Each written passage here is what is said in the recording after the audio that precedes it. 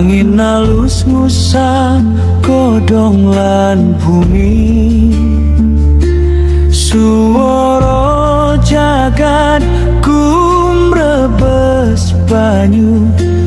Kabeh nyawiji nanging kawula eling, Gusti ingkang maringi, Gusti ingkang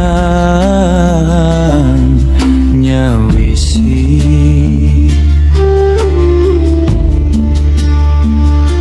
Rasa meneng lebu ing ati, anono gumelut anono pamrih, mung weninging rasa sumunar pepadang sing jero ati kawula Gusti tansah linangkung.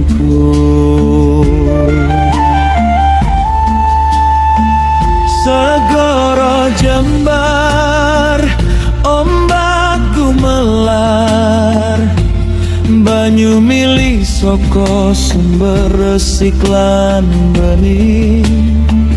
Kawula nyawang ati linangkung, sing milih mung lantaran nanging urip lan pepadang tetep saka Gusti. Banyu lan segara pralambang urip, nalika kawula menang nyawiji dateng alam. Ati kawula sumunar manah kawula manang kawuluhane, tanono siji kajaba namung Gusti.